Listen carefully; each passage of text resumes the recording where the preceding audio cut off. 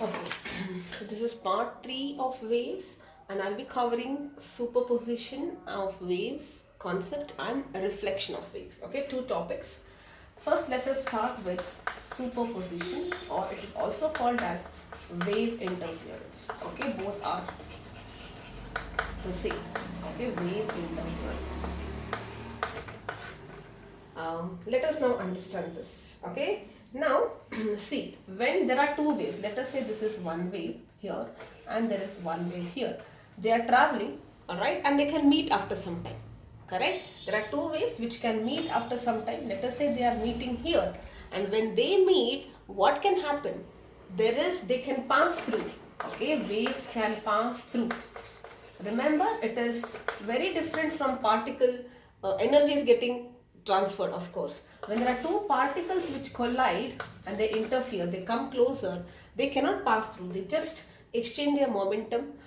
Energy is concerned, momentum is concerned. But in case of waves, they can enter each other. It is like, they pass through. Imagine you collide with somebody, and if there are two waves, you are one wave, and let us say there is another person who is the second wave. If you people collide, you are passing through each other. You collide and you pass through the other person as if nothing has happened. Okay, of course, during that time there is something which is happening, and let us try to understand this now.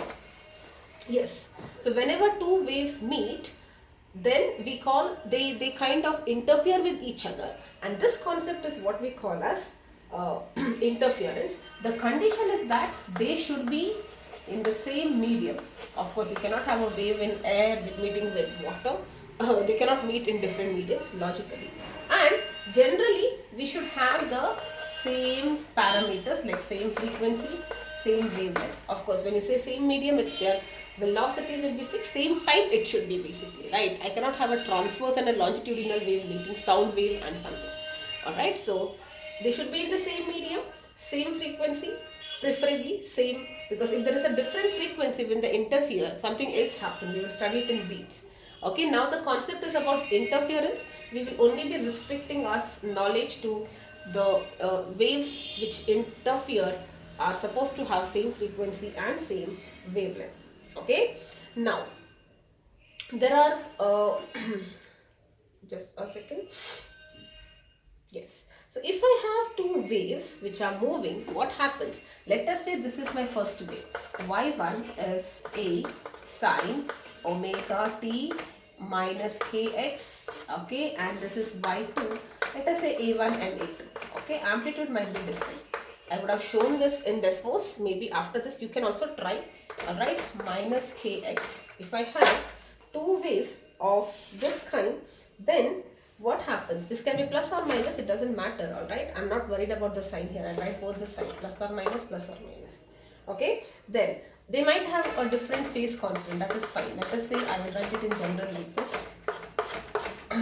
Whatever is the resultant wave yr, it is nothing but you have to add these two waves. Now mathematically I'll tell you in some time, but let us understand it conceptually. Alright, so resultant will be the resultant of the two wave in the form of equation. What actually happens is, let us say there is a wave, you can actually test it in Desmos, and let me say there is one more wave like this. Okay, what happens when I add these two, when they interfere? Let us say I'm just placing this on top of this. What happens? At each positions, their particles gets added. Let us say this was, let me check. Let me tell you that, this was position 3, for example, y coordinate, and at the same time, this particle was, let me say it was 2, then the resultant will have 5.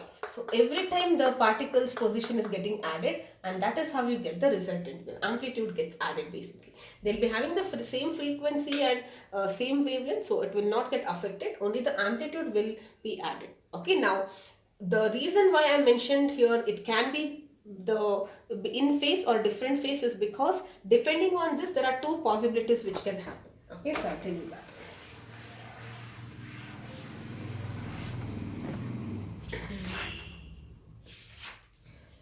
Alright, so there is something called as constructive interference. Constructive interference is when I have a wave, there is another wave. Okay, it may be a different or the same amplitude, it doesn't matter. But if the crust are superimposed, if the crust are falling on the crust and trough are falling on the crust, okay, crust to crust, trough of the first wave is on the trough of second wave, then we call it as constructive interference. Okay, and there is something called as perfectly constructive when both the crust are exactly on top of each other or they are of the same magnitude. Let us say this is 5, this is 10. The resultant will be, sorry, this is 5 and this is 5, then it will be 10. If this is 10 and this is 2 and they are perfectly, when this was at rest, this was also at rest, here the same particle, here also the same, at the same time the particle of the second wave is also here, then the amplitude will be 12. Okay. So perfectly means what? The resultant amplitude will be 10, or in general I say constructive, amplitude may be different, but the crust should be on crust, the trough should be on trough when I superimpose it. Alright. Now what is important here is what will be the path difference and the phase difference. Remember we did this for particle. I told you for one wave we did it that I say these two particles here and here, for example, we say they are in phase. Correct? In phase means what? When this particle was at some y position, the second particle is also having the same y position. Okay, that means if one particle had moved 5 units upwards, another particle is there which is also at 5 units. We say they are in the same phase. So delta x for two particles when they are in phase is lambda, and this is 2 pi, or 0, 2 pi, any integral multiple of 2 pi. Let us understand that. Okay, so you have one wave here, and let us say this is one wave. Okay, and this is my wave 1 and this is my wave 2. What is happening? Look at that. Okay, in phase. So exactly this time should be something like this. Okay, now can I say they can superimpose? Because crust on crust, trough on trough. Now there is no wave part here. For example, just to tell you what will be the path difference, this wave is ending here, this wave is ending here, or they are meeting at this point. Let us say this is superimposed here, for example. Okay, so what will be the path here? The path will be lambda, correct? Wavelength will be the path. There will always be a difference of wavelength. And if, let us say, suppose I continue this like this and this wave is here, there will be 2 lambda. So it is in general integral multiple of n lambda, and the phase, this is for a constructive interference. Phase difference will be what? Lambda is 2 pi, so, and the next one will be 2 lambda, so it is 4 pi. So in general it is for constructive interference, it will be 2 pi into n, or n2 pi. I write it like this, n times 2 pi. It is like 360 degree, 720 degree, and so on. Okay, this is about constructive interference. What happens in case of what is this? It's a special kind of interference where the crust is exactly falling on crust, trough is exactly falling on trough. Okay, so what happens? The amplitudes literally get added. It's very easier for me to figure it out. And if both the amplitudes are same, the resultant amplitude will be twice of that amplitude, and this case is what we call as perfect constructive interference. Okay, and what is the condition? If constructive interference has to happen, the path difference should be n pi, correct? Now, if let us say this was ending here, for example, then this wave will start here. It is, the crust is not on this crust, correct? So it is already started. The crust should fall on crust. This thing may be okay. I can have a smaller amplitude. I'm not worried about the amplitude here, but they should be in phase. So delta x will be n pi, because the pathwise there should be a difference of lambda, n lambda in general, because I can extend this wave. One wave may be long or short, it doesn't matter. Phase difference will be n into 2 pi. Alright, now let us talk about destructive interference. Destructive interference is when crust fall on trough, okay, and whatever, crust fall on trough, trough fall on crust. Okay, we say they are perfectly destructive when the crust amplitude and the trough amplitude are same, and that time it will result in a flat wave. Okay, so imagine like this. Okay, and there is one more wave like this. Both are of 5 meters, 5 meters, and at a particular instant they are moving. Okay, visualize this, they are moving, and when they are moving at a time when the crust of this first wave is exactly on sitting on the trough, then they cancel out. Correct? So then it will be a flat wave. This is perfect destruction, and in general it need not be so. So if the crust is greater amplitude, trough is a smaller amplitude, and they exactly fit in. Alright, if they exactly fit in, then what happens? If they fit in, whichever is greater, it will result in that. Correct? It will be like minus. If this is 10 and this is 2, it will be topwards but with an amplitude of 8. And if this is greater, it will be downwards resultant wave with the amplitude which is equal to the difference of the amplitude. Okay, so this is about destructive interference. What is the condition? You can now visualize the condition. What will be the path? What should be the path and the phase difference?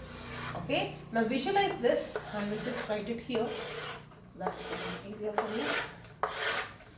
Okay, the crust and the trough should fall on top of each other. Okay, so I'll write like this, the crust and the trough. Okay, somewhere here. Now look at it. The trough is on crust. The trough is on crust. What will be the difference here? Do you see the difference? The difference, this whole thing is lambda. This is lambda by 2. So delta x is lambda by 2. And in the second case, it may be like this. Okay, so there is lambda by 2, lambda by 2, lambda 2, 3 lambda by 2, 5 lambda by 2, and so on. So in general, delta x should be, what will that be? One second. Odd lambda by 2, right? 1, 3. You can write it as odd lambda by 2. And delta phi will be lambda by 2 is nothing but in terms of phase, lambda is through 360 degrees. So lambda by 2 will be 180 degrees, which is pi. Alright. So the difference is odd pi here. So I can write it as 2n minus 1 into pi in general. Okay. So that means, what is the thing? They can ask you this question like, for destructive interference, what should be the delta x path difference between the two waves and the phase difference between the two waves. Okay, so path difference here will be, see, for a constructive, they are in phase. So their path difference is lambda. For constructive, it is lambda. Okay, if you want, I will write it like this here. I'll just clear this. So, okay, this is destructive and this is constructive. Okay, destructive is something like this, constructive is something like this. So delta x is odd lambda by 2 or odd 2n minus 1 times lambda, and delta x here will be n lambda, integral multiple of lambda, 1 wavelength, 2 wavelength, 3 wavelengths, and delta pi will be integral multiple of 2 pi. Okay, so this is it. Alright, so now the other question is, what if there is a wave like this and let us say they are neither crust or trough, it is something like this. Some other, anything can happen, right? Now look at that. You know, the crust of this is not exactly on top of, the trough of this is not exactly on top of this. There is some gap. That time I told you what happens. This value of y, this value of y gets, and that is how you get the resultant wave. Okay, you can check it in Desmos. Now, mathematically, how do we write it? This is there in your textbook. I just explained you the concept. Let us understand it mathematically. Okay, so look at that. We write like this. Y is equal to, let us say they have the same amplitude. If you have two waves of the same amplitude, this is the case given in your textbook, same frequency, same wavelength, then what will be the thing? Y will be A sine omega t minus kx will be one wave. Y1 I will tell, Y2 will be A sine omega t minus kx plus pi. Okay, so A sine omega t minus kx plus phi. Okay, they have a phase difference. So what will be the resultant? Resultant is I need to add this, right? So what will I get? Y1 plus Y2. So what will I get? A sine omega t minus kx plus A sine omega t minus kx plus phi. You can take cos also, but I am just taking sine here. What will this be? Sine C, A is common, alright. Sine C minus, sine C plus sine D. 2 sine C plus D by 2. omega t minus kx plus omega t minus kx plus pi. C plus d by 2 into cos c minus d by 2. Okay. So it will be omega t minus kx minus omega t minus kx plus kx minus pi divided by 2. Okay, just have to simplify this. What will you get? I will write this term. This gets cancelled. This gets cancelled. So it is a 2 cos phi by 2 and sine. Okay, now omega t hold on, what gets cancelled here? You are adding it, right? C plus d by 2. Yes, it will be 2 omega t plus minus 2 kx plus phi by 2. Okay, so this is what you get. Or in other words, I can just take this 2 out, meaning internally out. So it is 2 cos phi by 2 into sine omega t minus kx plus phi by 2. That's nothing but your cross multiply. Now, if I take this as A, this is my resultant, right? The resultant wave after it is superimposed will have an amplitude which is a function of phi. Okay, so A cos 2 pi is the amplitude of the resultant wave, and this is nothing but your this is very much a wave, the general form A sin omega t. The resultant wave will have this as the amplitude. Okay, now in phase, when they are in phase, what will be the value of phi? Phi will be, it starts with 0 in phase, 0, 2 pi and so on. Let us put 0 for 2 pi. Okay, n pi I told you, n starts with 0. Okay, so in phase, when I say in phase, it is constructive interference. Okay, so phi will be 0, and when I put phi is equal to 0, this will be cos 0, which will be cos 0 is, what will this be? Just a second. In phase phi is 0, so it will be a yr will be a, cos 0 is 1, correct? So cos half it will be, let me write it anyways. So 2 cos 1 by 2 into sine, this part is gone, 0, so it will be sine omega t minus kx. Okay, so 0 is gone. Yes, so now what will this be? Cos half is root 3 by 2, right? So amplitude will be, okay, if I just focus on the amplitude of this, okay, so amplitude of this will be 2 times A, yes, okay, so it will be YR's amplitude A will be 2A. Alright, so amplitude of the resultant wave is 2A, and that's exactly what you have seen, constructive, because they have the same amplitude. 5 and 5 is 10. Okay, so this is exactly what we have seen. In phase, it will be, the amplitude of this will be 2 times A. Alright, so yes, root, that's what it is. Okay, now let us understand it when it is in the case of destructive interference. Okay, that is, what will be the thing? Out of phase means phi will be equal to lambda, correct? Interference here will be out of phase, so phi will be hold on, yes, destructive interference. What is the meaning of destructive? Crust on trough. Okay, amplitude are same here. If the amplitudes are same, they should cancel out, you should get a flat wave. But what will be the path difference? Path difference will be lambda, phase difference will be pi, because lambda is 2 pi, path difference is lambda by 2 here, because I've shown you in the other case. Okay, path difference is lambda by 2, for phase difference is pi. So you have to put this is equal to pi. So when you put this is pi, what will happen? You only for this part you will write A is equal to A2 cos pi by 2, which is 90, and you will get it as 0. That's the reason you see its amplitude is 0. Okay, let's not bother about this part. I repeat, don't get confused. Okay, I repeat, if they are in phase, what is happening if they are in phase? In phase means constructive interference like this. So 5 plus 5 should become 10. 2 times amplitude you should get. Okay, so you are putting phase difference is 0 to pi. Integral multiple of pi will be n of 2 pi here. So if you put n is equal to 0 to 0, n is equal to 1, 360 and so on. Alright, so you are putting 0 here, that time it will become 2a. And destructive interference, if you say What is destructive? Crust on top of trough. So you know it should cancel out if the amplitudes are same. Then what happens? What will be the difference? The path difference, they are separated by lambda by 2, odd multiple. Remember, phase difference will be pi. Okay, odd multiple of pi.